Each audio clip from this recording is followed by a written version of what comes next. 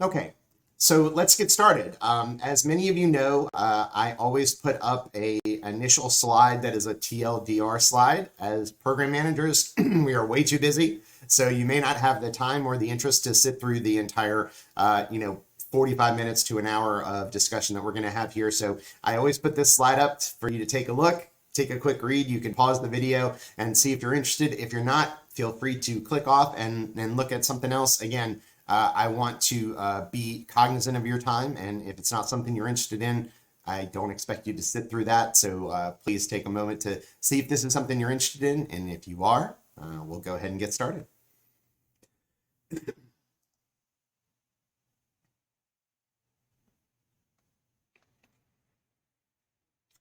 Okay, so welcome everybody. Tonight's discussion on Fed PM Pro is going to be about proposals.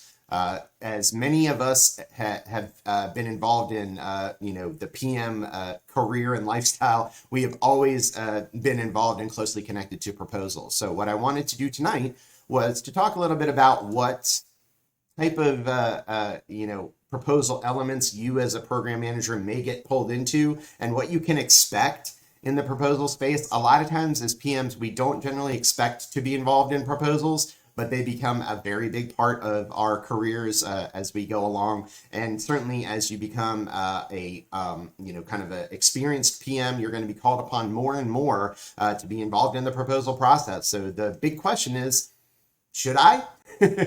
Should I volunteer for these things, or should I try and hide and escape them as much as possible? There's some interesting feedback that I have for you on that as we go through the process tonight. So again, proposals, what are they? So let's go through that. So proposals for the federal government, it's pretty simple. They will generally release a request for something. They will have a formal document that outlines, a request for information or a request for pricing or a request for proposal. In response to that, we as contractors will provide a proposal. So it outlines our plan, an idea, or a solution for a particular issue or problem that the federal government might have. Now, these are generally provided in response to a specific call for proposals that the federal government will do. They will release a request for proposals, and a lot of times you'll be responding to those. And again, you can actually do something called an unsolicited proposal, which as PMs, you may see a lot of times. If you have a particularly cool solution or something you want to offer to the government to solve a particular problem they may or may not be aware of, you can oftentimes provide an unsolicited proposal, which provides a solution to a particular area of concern that they may have. So there's generally the primary ones we're going to be talking about tonight are proposals that are released through a call by the federal government. So when proposals are requested, there's going to be basically three terms that you'll hear most often. And these are the ones that I want to kind of cover tonight. So they are an RFI, an RFQ, or an RFP. And they're all interrelated and they're all solicitations. They are requests for a contractor to do something. So from an RFI perspective, this is a request for information. And basically it has to do with what are the potential, capabilities of the, business environment, the contractors that are out there. So a lot of times they'll be asking in the early part of a procurement, they'll be kind of trying to figure out what it is they want to ask for from the contractor community. So sometimes they'll release an RFI to understand the market, what's happening in the business space around their solicitation. And the vendors can respond and be identified as potential vendors that will be responding to the future solicitation that is an RFP. So a lot of times RFIs are generally just information gathering, and they're usually shorter and they're usually more amorphous. So in other words, they'll ask more general questions and just ask for feedback from the contracting community. And it virtually never results in any kind of commitment from the agency to do anything or any kind of specific course of action that they're going to have to take. So in other words, an RFI is, hey, I need some information about this either area of technology or capability or something, and I want to ask the contractors that exist in this space to give me some information so that I can craft a request for proposal down the line. And so a lot of times it's really good to respond to an RFI, particularly if it's a customer that you're interested in serving, or particularly if you have a customer today that releases an RFI that's related to a program that you're delivering. It's really important to respond to that because it shows the customer you're interested, you're aware, and you're engaged. And also, it gives you an opportunity to guide that future proposal. So you can say, hey, this is a really important element of this particular requirement that you have. You need to think about this. And sometimes that can actually end up in the final request for proposal. So you need to be strategic about it. And sometimes you don't want to give up your special sauce in an RFI, so to speak. But a lot of times you do want to respond to show your interest to your customer. So like I mentioned, a lot of RFIs come out. They're usually relatively small. There's usually a quick turnaround. So in other words, you don't get a lot of time to build up your response and reply. And again, it's generally fairly informal. Now, an RFQ, a lot of times, is a request for quotation.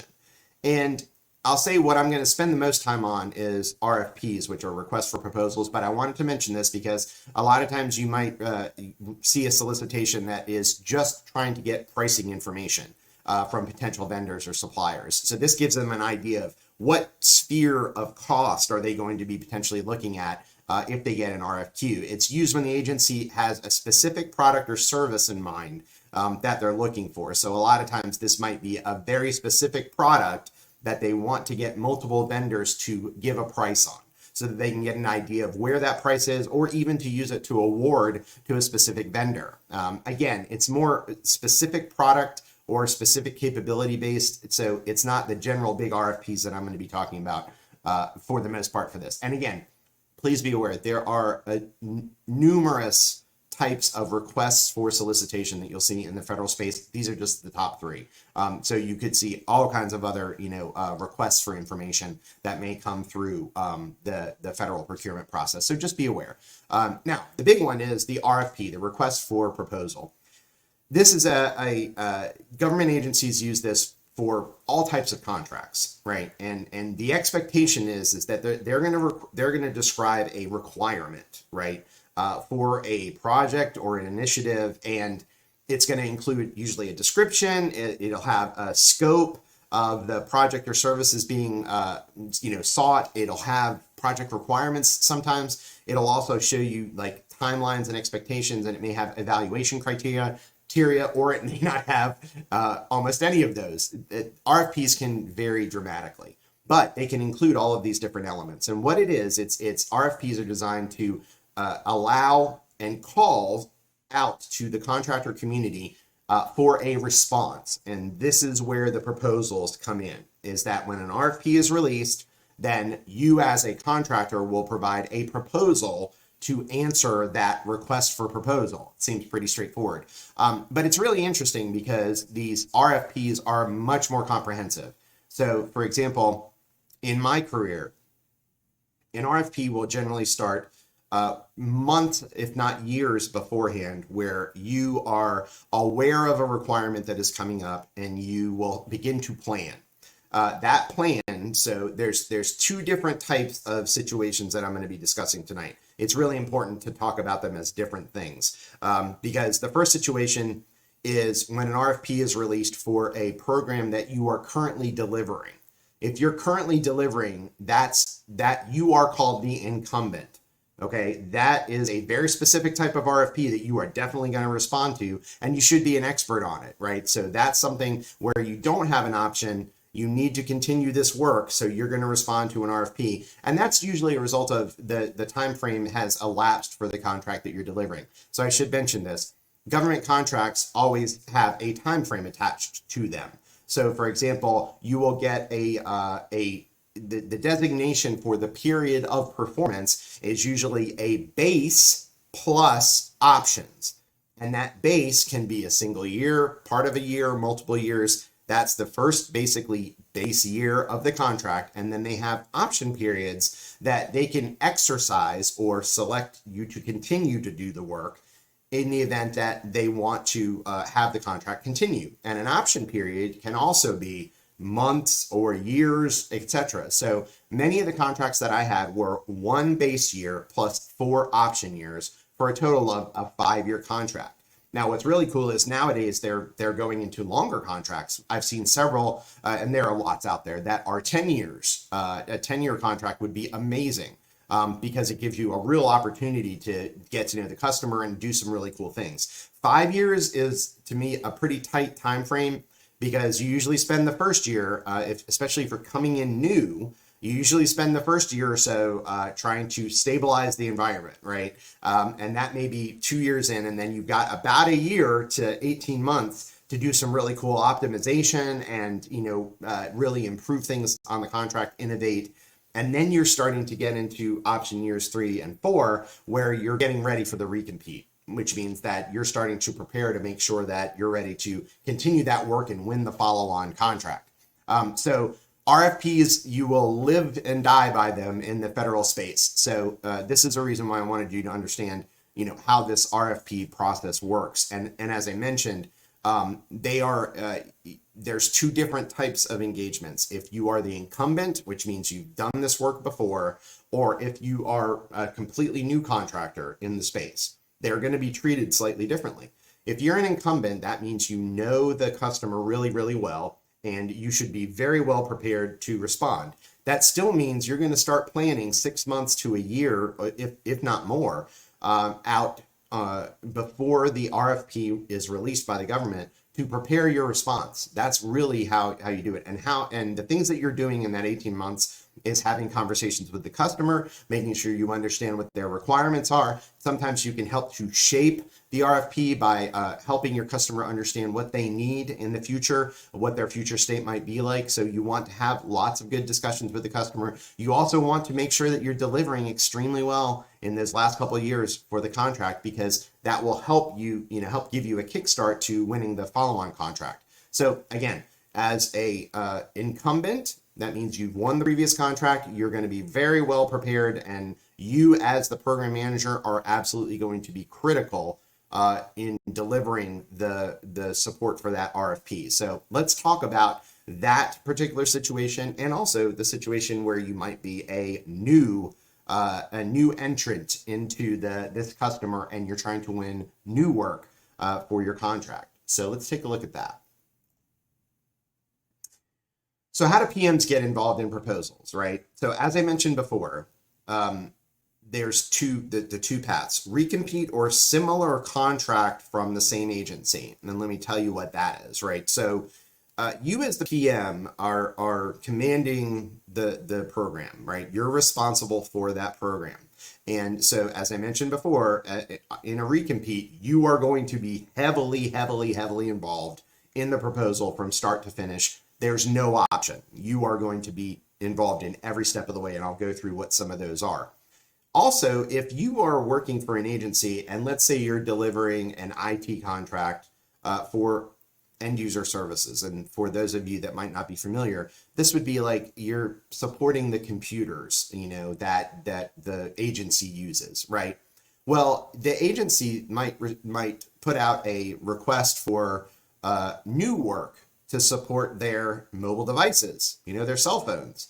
And if you're delivering the computers to this agency, it would be really, really good if you were also able to deliver the mobile devices or the cell phones to the agency as well. Because essentially you should be able to get like economies of scale, and you should already know the customer and be able to, and know the environment, and be able to deliver a really good proposal. So if it is a recompete of your existing work or another contract request that's in the same agency and in the same area, you are going to be 100% engaged with those 2 pieces, because you are going to be the best positioned resource to talk to this particular customer and understand their environment. So this type of situation, the PM is always involved.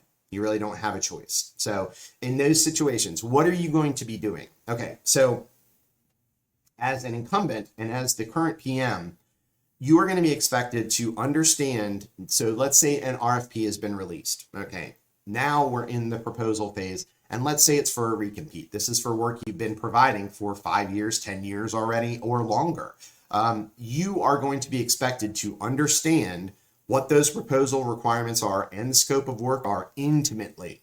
There should be no surprises for a recompete to you as the PM, right? You should be pretty well aware of what the customer is looking for. You should have that customer intimacy. You should understand where they're wanting to go in the future. So when you receive that RFP, if there's a lot of like shock about the content, then you need to be concerned, right? Because either you haven't been able to communicate or you haven't gotten feedback from the customer up to the proposal that gives you, information as to what that RFP might contain. But you're going to be expected to understand the requirements and understand the scope of work intimately.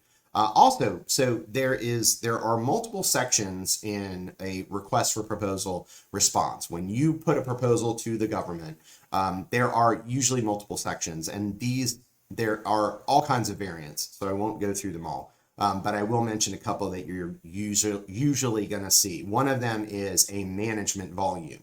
And so you as the program manager, right, obviously would be expected to write this volume and know exactly how to deliver it, because the management volume includes your approach and your methodology for delivering the proposed contract and managing that contract. And it can include how the project's going to be managed, roles and responsibilities of your team. It could include a list of the key personnel, the project schedule or the program schedule, current and future state understandings, quality control processes. It's just a whole host of stuff, but it's going to tell the customer, hey, I understand your environment. I understand the requirements of the contract. This is how we're going to manage it. You as the PM are almost always going to have to write the management volume. So just be aware and prepared for that. You're going to need to coordinate with not only your team, your current team of experts that are, your team leads and, the people that are delivering your contract, but also subject matter experts, SMEs that are outside of your contract that are aware of new and emerging technologies, right? And you're going to have to work with both your current staff and the SMEs to develop technical content. So when the customer is asking for specific things in the proposal, like I need you to do X, Y, and Z, a lot of times they're called the shall statements because you'll see them phrased as the contractor shall do X, right? So when you're responding to those things, you need to have a technical response that says, this is how we're going to deliver these things. And a lot of times you're either going to engage with your current, technical leads, or you're going to bring in outside subject matter experts that will help you to craft responses to these. But you'll be very heavily involved in what's called the technical response. Okay. Then developing organization charts and things like staffing plans and identifying key personnel. So what are key personnel? In most government contracts, they're going to be either specified from the government, or you as a contractor are going to have an option to specify key personnel. And generally what that means is these are people that are super important to the delivery of the contract. You are going to need these people. They need to be around. And by designating them as key, you generally will put some sort of criteria around that person that says, hey, they're going to be there when this contract is awarded, and they're going to stay on the contract for a period of time. They're not going to leave. They're not going to be replaced, right? So you designate, the government can designate a number of key personnel, and you can add to that and add your own key personnel, or the government may designate very few key personnel and you don't designate any.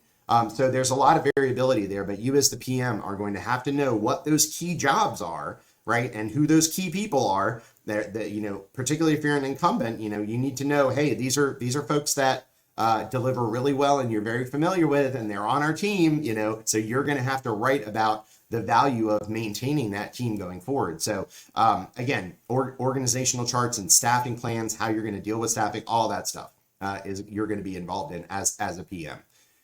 There's tons of plans. So a lot of times with proposals, there's all kinds of plans that they ask you for. Obviously a PMP, right? A program management plan is going to be number one. That is almost always a requirement, and you're going to have to develop that, right, as the program manager. This is why you have PMP behind your name.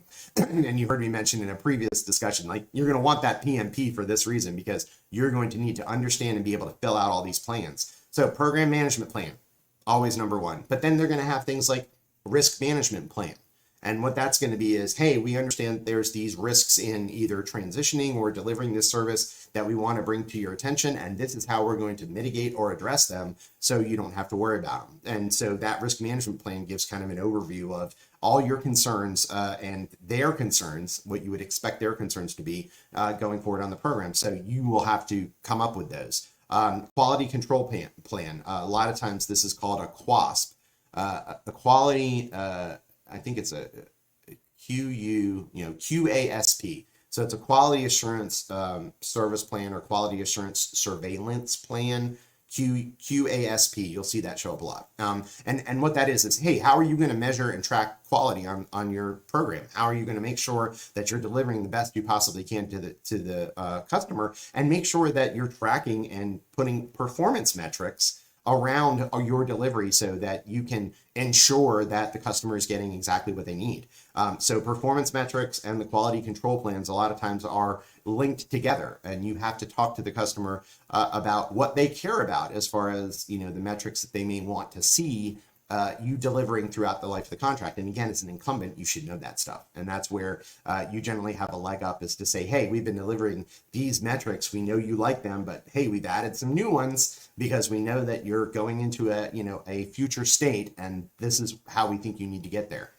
So that gives you an opportunity to develop performance metrics. Now, again, sometimes you won't write all of this yourself. So for example, you might have a risk manager on your program. You would work with them to do the risk management plan. You might have a quality manager, I hope you will, that is generally like almost a third party off to the side management team that does evaluations of the quality of delivery of the program, but are not necessarily attached to any of your verticals for delivery. That gives them some objectivity when they're trying to evaluate how you're delivering the program. So a lot of times you may have a quality control manager that is going to help you develop and deliver these things. And also there are performance managers, and the quality managers a lot of time will understand performance metrics. You now have people like that are CX specialists, which are customer experience specialists, that can help with developing not only service level agreements. You'll see SLAs a lot, but you will now see things like ULAs, user level agreements, or experience level agreements that help to basically evaluate what the user experience is when you're delivering your service. So there's a whole host of different metrics that you'll need to be aware of and also be working with. And then transition plans. So there's usually a transition in and a transition out. So when you come in as even in a recompete, where you are the current provider, you're still going to have to tell the federal government, hey, this is how we are going to bring in our support and deliver our support to you. So we're going to create a transition in plan that tells the government how you're going to do all this and how you're going to move into this new contract with limited or low risk for the government. So transition plans, you'll be heavily involved in writing those. So plans, as I mentioned in the PowerPoint, that you're just going to be involved as the PM writing and delivering a lot of those. Then, of course, and this is a non-exhaustive list, so many of you will have experienced other stuff when you're dealing with proposals, other things you've had to write and be a part of. This is just a first step into the world of proposals.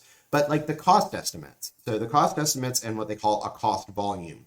So you heard me mention management volume earlier. So usually there's at least 3 volumes. There's a management volume, which tells the customer how you're going to deliver the contract from a people and management perspective, what your methodologies are. Then there's usually a technical volume, which answers all of the shall questions from the customer, where you tell the customer how you're going to execute the individual pieces of the request for proposal, right? So that's your technical delivery, exactly how you're going to do it. And again, take this with a grain of salt. This is generally what I've seen in the federal civilian and DoD space delivering IT contracts. So you have a management volume, a technical volume, which tells the customer how you're going to deliver it, and a cost volume, which is usually around how much is this going to cost? What is your, how do you build up this, the cost to the customer? You have to show things like, your labor costs, your material costs, indirect costs, other direct costs. You'll hear things like ODCs. There's just tons and tons of elements that go into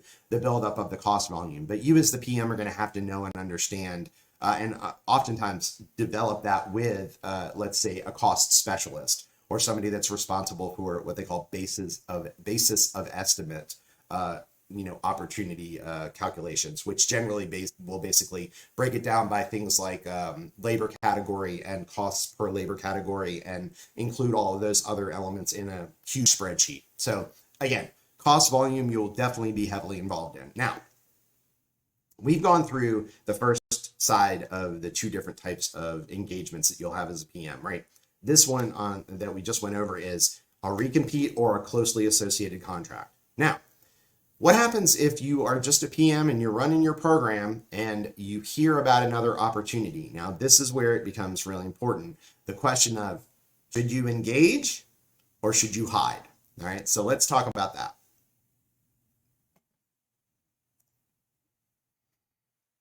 Okay, so this situation is the other side of the coin. This is new work or maybe a recompete that's outside of your direct area.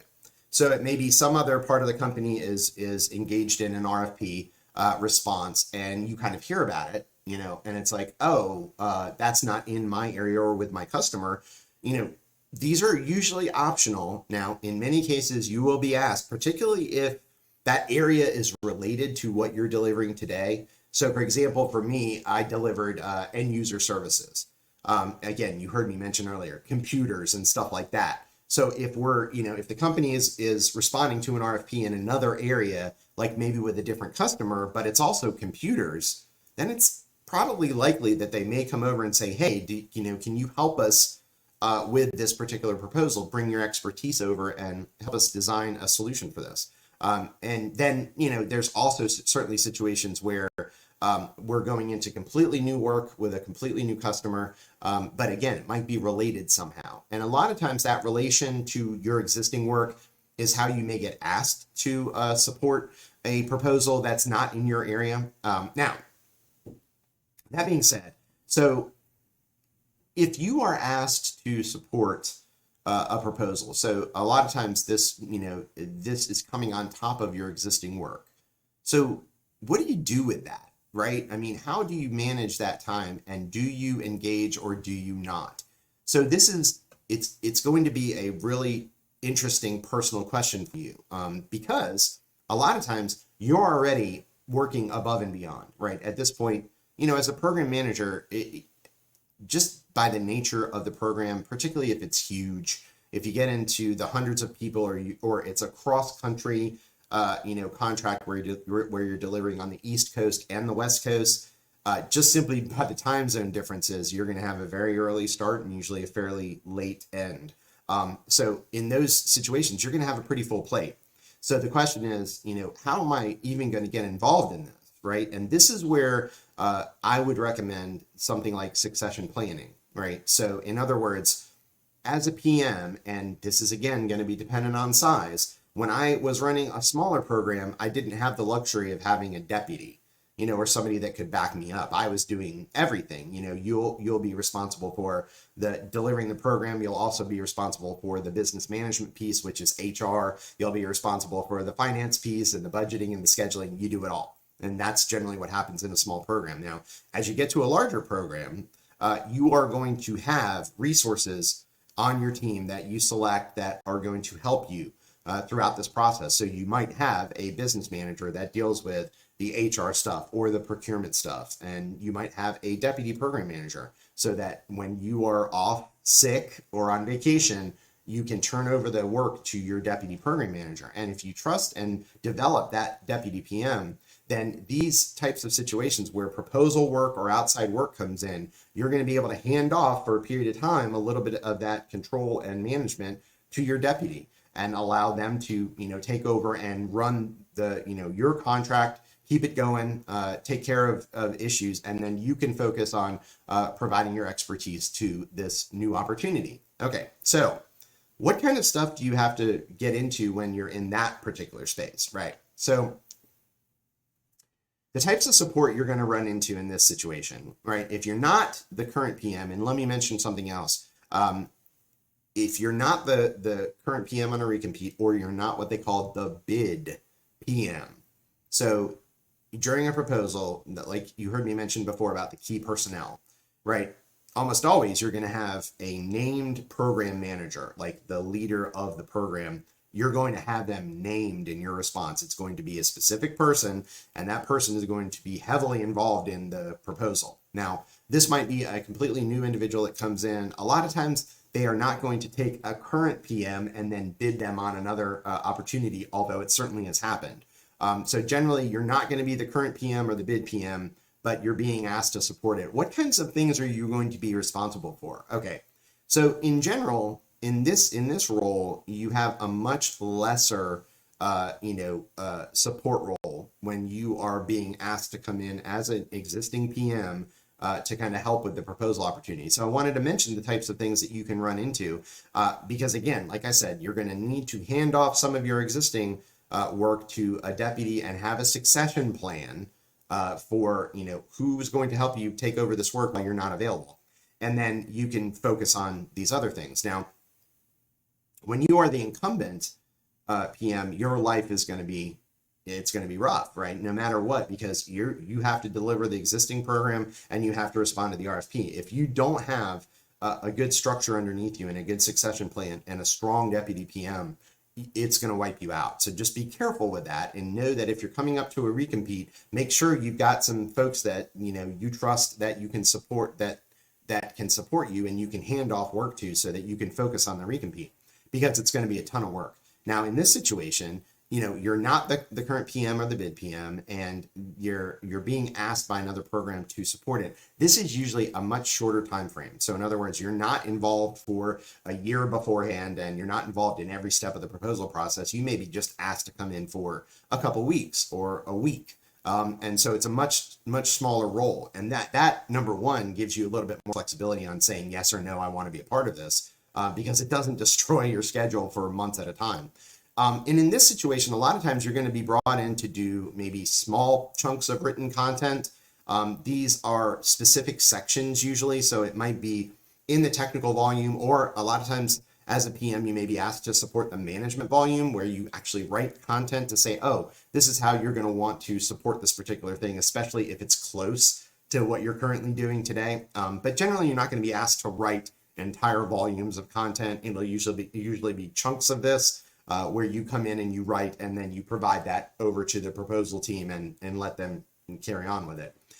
So if you're a SME or you have expertise in a particular area, you may be asked to provide support. And this is where we'll get to the secret opportunity at the end of this. So hang in there. You also, a lot of times, may be asked to do reviews. So in proposals, almost every company that does these things has proposal reviews that are kind of gated. So they'll have an initial review to see, hey, do we have everything we need? They'll have kind of a mid review to say, hey, is the content good? Are we on track? And then they may have a final review that says, yeah, everything needs to be here. Is everything good to go? And they'll have external people coming in and reviewing the proposal content that can give feedback and say, oh, this makes sense, or wow, I didn't understand what you were trying to get at there. You may need to try to explain it differently, or there's, I read the proposal, and I read the RFP rather, or the statement of work, and we don't cover this particular thing. Is this missing? And so you provide this review and commentary on existing content that's been created, and that happens a lot. So again, and then that can be any part of the proposal, everything from the management volume to the technical volume to the cost volume. You could be asked to do that, and you could be asked to go through multiple review sessions.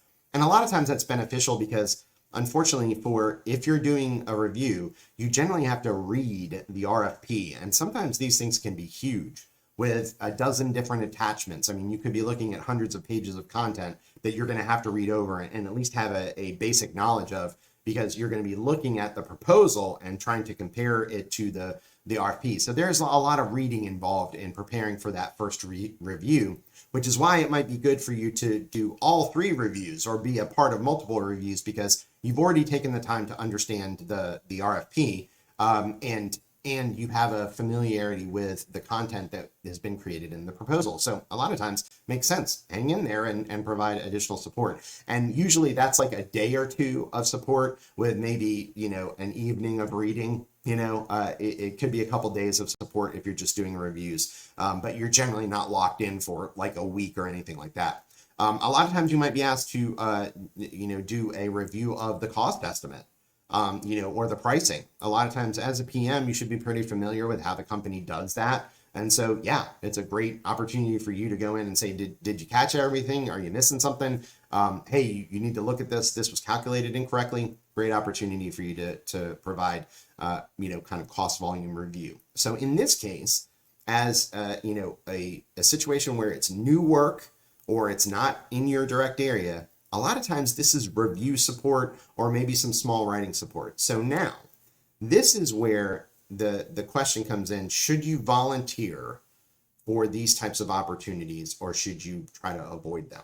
Okay, so from my perspective, every proposal that I've been involved in has improved my career trajectory in multiple ways. Number one, if you come into a proposal, let's say you're a lead, like you're a team lead that wants to be a PM, that is one of the best opportunities you could possibly have to get in front of a whole bunch of different people, see how the proposal process works, get in front of senior management.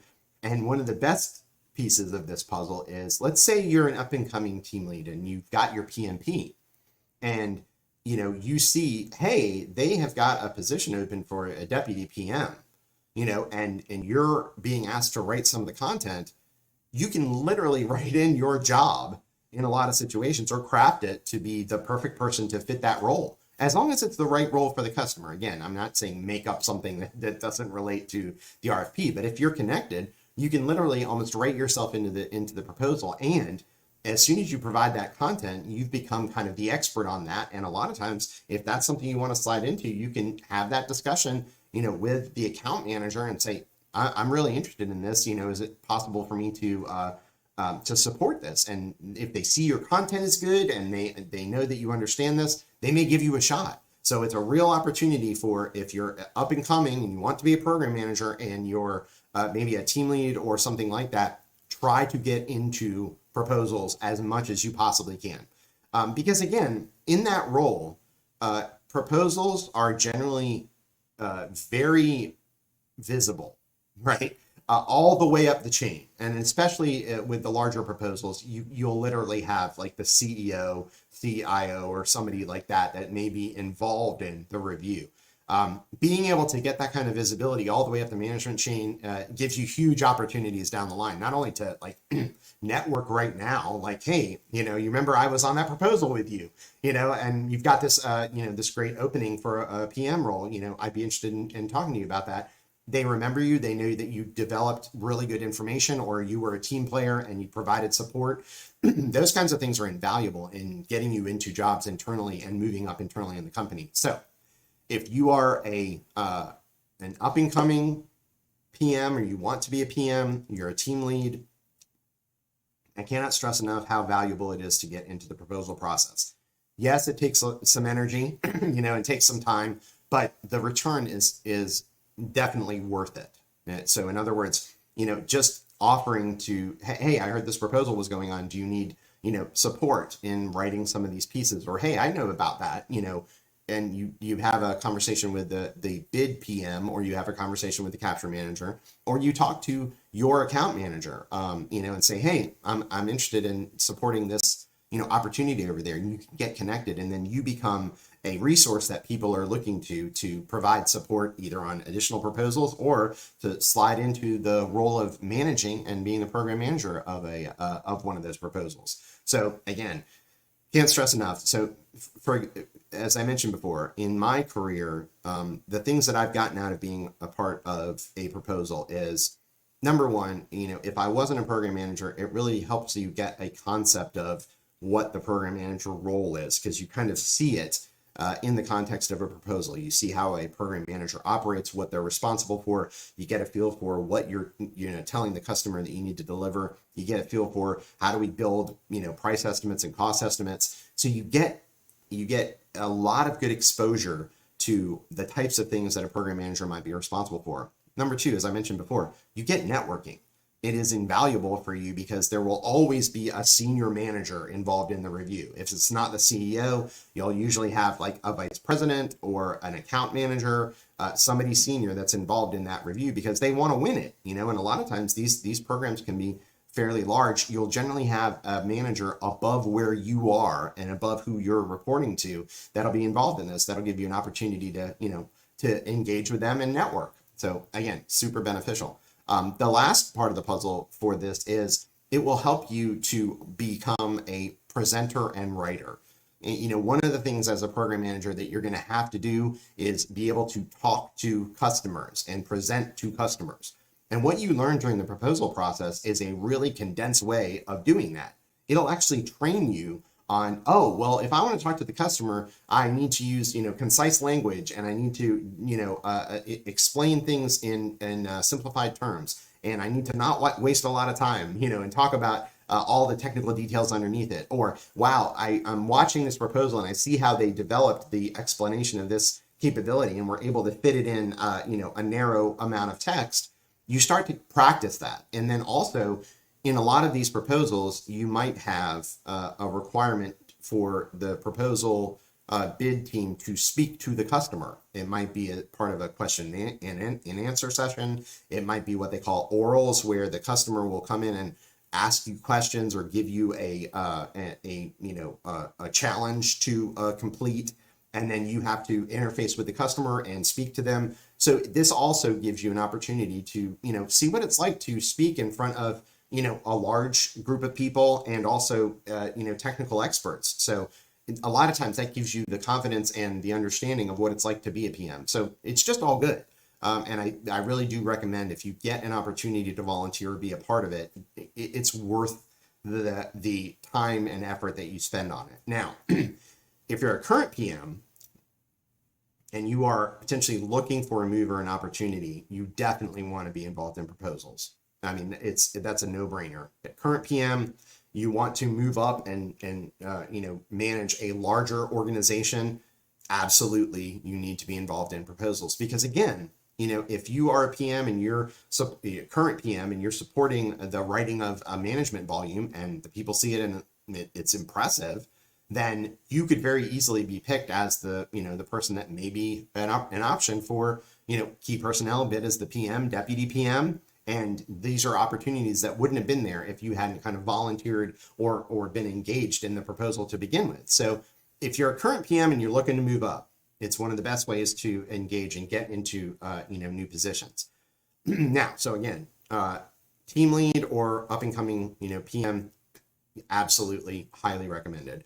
Current PM that's looking to improve and move to larger programs, definitely recommend it. Now, if you are a current PM and you are happy in your role and not interested in moving, right, I still recommend, being involved in these proposals. You can generally, get away with just supporting the proposal and letting people know, hey, I'm not interested in moving. I've spent 10 years with this customer. We've been developing this account. I'm all in on this and I'm good here. And, but it still gives you an opportunity to connect with key senior managers, and also be open to maybe, a new opportunity that you hadn't thought of. Because there's, I've been in companies where, oh, wow, that sounds really cool. I've been doing this for 10 years. I thought I was comfortable, but I'd like to learn something new. That sounds really interesting. And it opens up a possibility. So again, be open to that. If you're even a current PM and you're kind of, I'm good with my position, but let's talk about this. So you do not want to get completely sucked in and overwhelmed with these duties. So if you're a current PM and like a lot of times there's ebbs and flows in your work. So for example, if you are rolling out a new thing, right, or you're in a special phase where you're bringing in an innovation and deploying it, and there's a lot going on, or you're in a technology transition, there's a lot going on. You are going to have really limited time to be able to, put into like a proposal.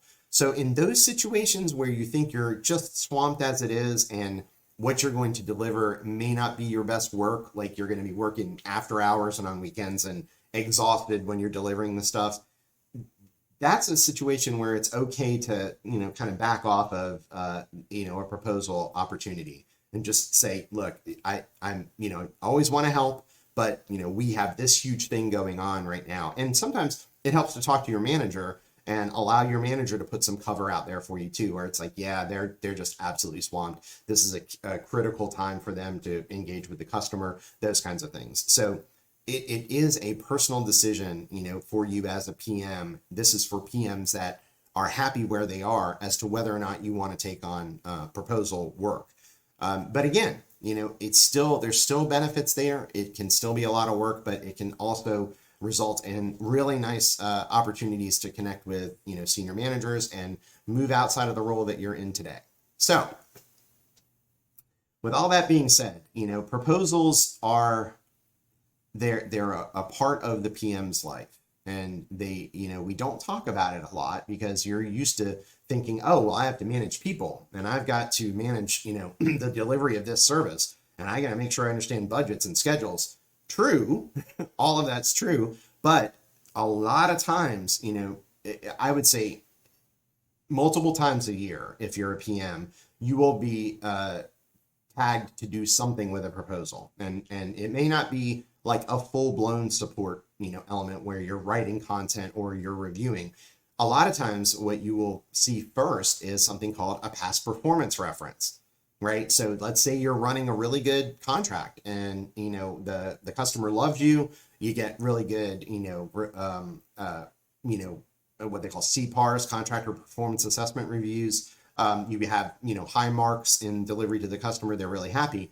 Your program will become one that the company wants to use repeatedly in other proposals as a point of reference of how this thing is done right and how our company can deliver on similar and like-sized proposals. So past performance references is going to be something you'll do a lot of, once you get into these larger programs, because in proposals, there's usually a section called past performance where you need to show the customer that you have done similar size and scope work before. So for example, if they have a nationwide solution that requires hundreds and hundreds of resources, as a company, you had better have delivered something like that previously in the past, or you're going to be marked down for it. And you're going to have a hard time competing with another company that's done this 3 or 4 times. So as you go through your process, you will definitely have to do, kind of past performance, write-ups if you're delivering good service today. So no matter what, you're going to engage with proposals one way or another. But the bottom line, and I'll end it here, is that for the time that I've spent on proposals, it can be tiring. It just can be, no matter what, but it's been valuable. I've met some amazing people, learned a lot of great things, and it's helped me grow my career every single time I've been involved in it. So it's a personal decision. Take time to consider. Again, I mention a lot how much PMs work, but there still has to be work-life balance, and you have to be able to have downtime to be with your family, or if to be with your hobbies, or to decompress, to be with your pets, whatever mechanism you use to kind of decompress, you still need those. So again, if it gets into a situation where it's impacting your mental health, then you really have to take that into account and make those decisions. But again, if you can manage it, if you have a good succession plan, you have a good deputy or someone that you can hand some of your current work to, you can still deliver and still have some balance. There is, you will have these peaks and troughs of work, and the, a proposal time might be a little bit of a peak, but you can usually get through it if you have this balance elsewhere. So again, make sure that you're taking care of yourself and your family before worrying about any of this kind of stuff. So, but I do recommend, if you can, get involved in proposals no matter where you are. 9 times out of 10, it's going to benefit you and help you continue on your path. Okay. Well, I want to thank everybody for joining and for taking the time to be with us tonight. As always, I think there's multiple, you'll hear all kinds of stories about proposals, good and bad. So again, if you have something to share, your experience with proposals and what you think about it that may be completely opposite of this, please feel free to put something in the comments about it. Also, if you've enjoyed this and this has been helpful to you, please consider liking the video and subscribing to our channel. Fed PM Pro, we try to do live streams every Thursday and then convert those into videos. So there is a playlist currently on the channel of stuff that would be of interest to PMs. So please check back and subscribe, and you'll be able to get continual content about what it's like to be a PM, recommendations on how to improve your career, and just give you tips and tricks to improve your life as a PM. And also, we are always open to additional suggestions for questions and ideas that you would like us to discuss. So please feel free to leave those in the comments. So thank you so much for joining.